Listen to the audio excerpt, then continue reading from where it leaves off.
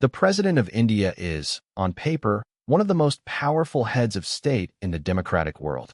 Let me take you through all these powers systematically. Executive powers. Article 53 says all executive power of the Union is vested in the President. This is exercised directly or through subordinate officers, but in practice through the Council of Ministers. The President appoints the Prime Minister and on the PM's advice appoints all other ministers. The President appoints governors of states on the advice of the Council of Ministers. The President appoints the Chief Justice of India and other Supreme Court judges on the recommendation of the Collegium. The President appoints the Comptroller and Auditor General, the Chairman of the Union Public Service Commission, the Chief Election Commissioner, members of the Finance Commission, and other constitutional authorities. All government business is transacted in the President's name under Article 77. Legislative powers. The President summons and prorogues Parliament and dissolves Lok Sabha under Article 85, acting on the advice of the Council of Ministers. The President addresses both houses of Parliament at the first session of each year and after the constitution of each new Lok Sabha under Article 87.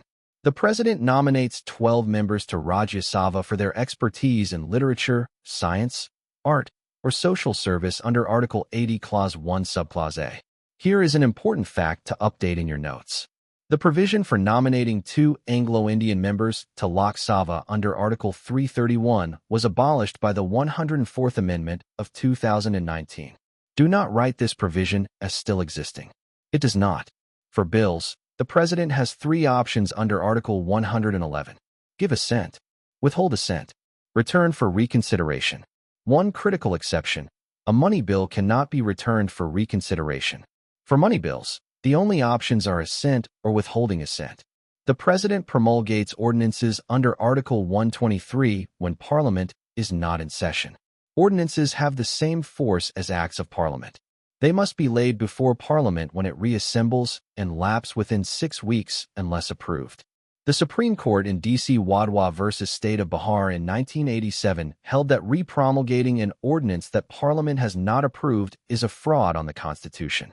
The democratic process requires that legislating power must eventually return to Parliament. Financial powers. No money bill can be introduced in Parliament without the prior recommendation of the President. The President causes the annual financial statement, which is the Union budget, to be laid before Parliament under Article 112. The President can make advances from the contingency fund for unforeseen expenses before parliamentary sanction. Judicial powers.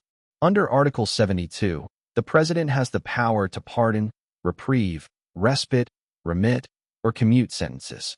This covers all offenses against Union laws, sentences of court-martial, and all death sentences.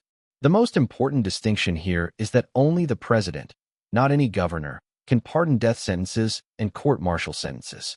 Under Article 143, the President can refer any question of law or fact to the Supreme Court for advisory opinion. The Supreme Court's opinion under this reference is advisory and not binding on the President, though in practice it is generally followed.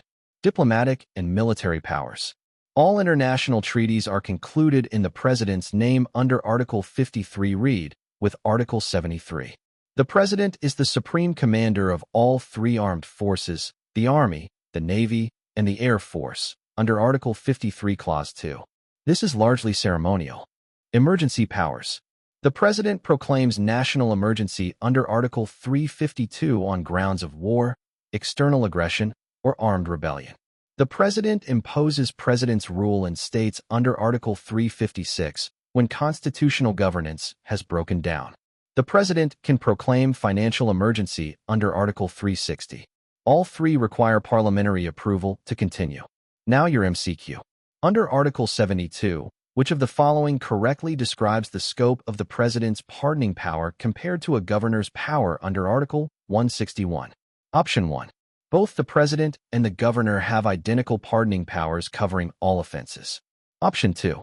The governor has wider pardoning power than the President as governors are closer to state-level criminal justice. Option 3. Only the President can pardon death sentences and court-martial sentences. The governor's power extends only to offenses against state laws and does not cover death sentences or court-martial sentences. Option 4. Neither the president nor the governor can pardon death sentences. Only courts can commute them. Think carefully. The correct answer is option 3.